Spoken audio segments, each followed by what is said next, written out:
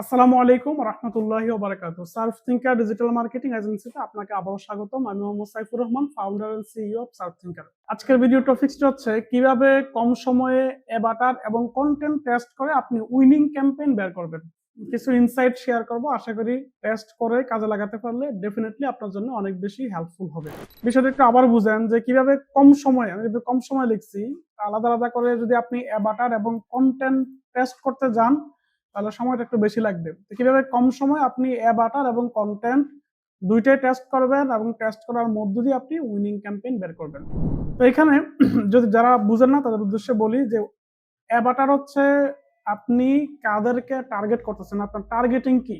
ঠিক আছে, ধরেন টার্গেটিং 1 2 3 4 5 এভাবে কয়েকটা টার্গেটিং করলেন, সেখান থেকে হচ্ছে যে একটা অ্যাভাটার বের করলেন যে এই অ্যাভাটার বা এই টাইপের লোক হচ্ছে আমার থেকে কিনে, এই জিনিসটা আপনার বোঝা লাগবে। আবার আপনি একটা কন্টেন্ট বানাইলেন আপনার মন মতো করে, সেটা যে মানুষ দেখবে বিষয়টা এরকমও না। তাহলে একটা দুইটা তিনটা চারটা পাঁচটা কন্টেন্ট বানাইলেন, সেইখান থেকে হচ্ছে যে একটা কন্টেন্ট হিট করবে।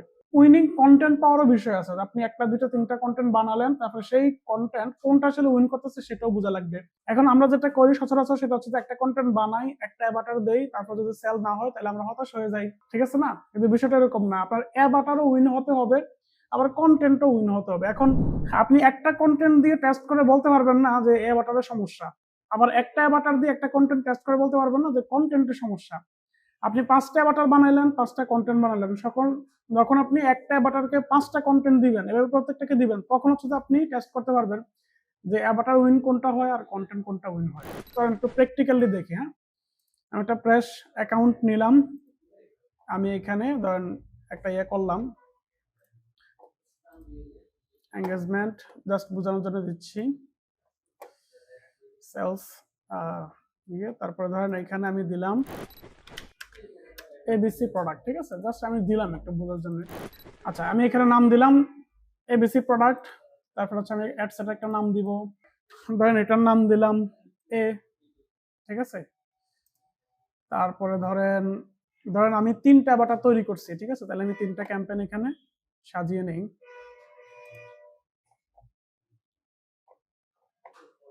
আর একটা কপি করি, চাইলে একসাথে করতে পারতাম, কিন্তু করলাম না, কেন করলাম না জানি না। এটার নাম দিলাম ধরেন বি,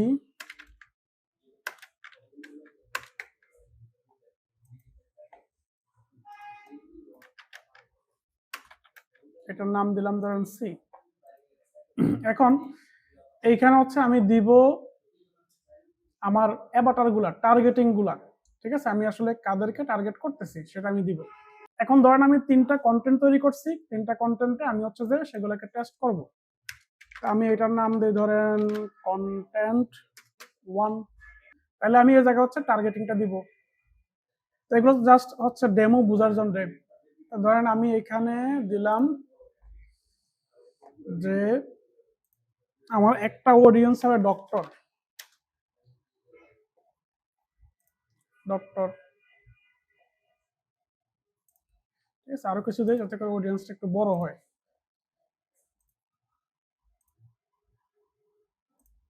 ডক্টর টাইপ যেগুলো আছে আমি জাস্ট যেহেতু বোঝার জন্য করছি, এমনিতে হচ্ছে দিয়ে দিচ্ছি।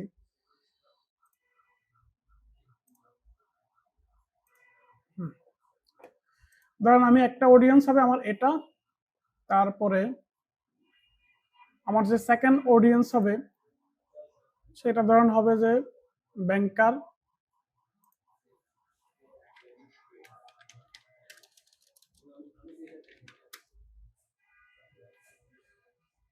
ধরেন আপনি ব্রাঞ্চ ম্যানেজার দিলাম, অথবা হচ্ছে যে bank branch manager. Okay fine, ধর মেইনলি ম্যানেজার টাইপের লোক যারা তাদেরকে আমি সিলেক্ট করলাম। আর তৃতীয় নম্বরটাতে ধরেন আমি সিলেক্ট করলাম হচ্ছে লয়ার, লয়ার, তারপর হচ্ছে অ্যাডভোকেট,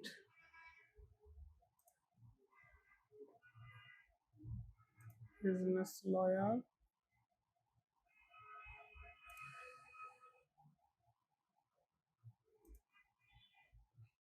এরকম কিছু টার্গেট দিলাম। এগুলো তো জাস্ট ডেমো টার্গেটিং, এটা বুঝতেছেন। তো এখন আমি যখন একটা ক্যাম্পেইনে এই জিনিসটা খুব বেশি ইম্পর্টেন্ট। আমি যখন একটা ক্যাম্পেইনে এই জায়গায় এই যে অ্যাডভান্টেজ ক্যাম্পেইন বাজেট এটাকে অন করে দিয়ে বাজেটটা আমি এখানে দিয়ে দিব, যে বাজেট ধরেন $15, ঠিক আছে।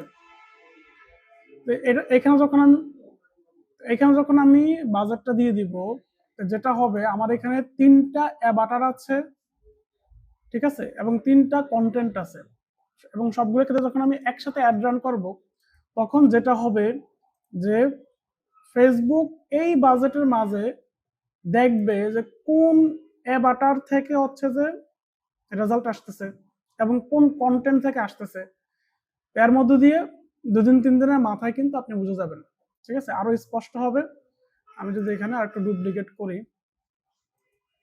ডুপ্লিকেট ডুপ্লিকেট আমি এখানে দিলাম হচ্ছে যে কন্টেন্ট 1,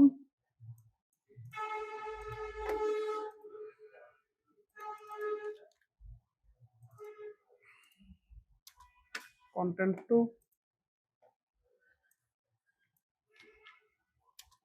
কন্টেন্ট 3, ঠিক আছে। এখানে একটু করি,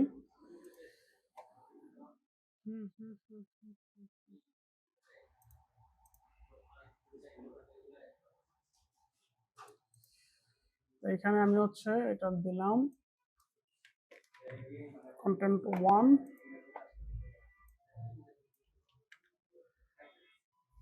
কন্টেন্ট 2, কন্টেন্ট 3। এবার দেখেন পুরো বিষয়টা কত ইজি হয়ে গেল। একটা ক্যাম্পেইন, এই ক্যাম্পেইনে হচ্ছে যে আমি এখানে বাজারটাকে সেট করে দিয়েছি। আমার এখানে অ্যাভাটার তিনটা টার্গেটিং, সেই 3টা টার্গেটিংও এ বি সি 3টা আমি দিয়েছি, এবং আমার কন্টেন্টও 3টা। প্রত্যেকটা টার্গেটিং এর নিচে আমি হচ্ছে যে কন্টেন্টও দিয়ে দিছি, ঠিক আছে। এখন আমার এই একটা বাজেটে যেটা হবে যে কোন অ্যাভাটার এবং কোন কন্টেন্টটা উইনিং হয় সেটা কিন্তু আমি বুঝে যাব।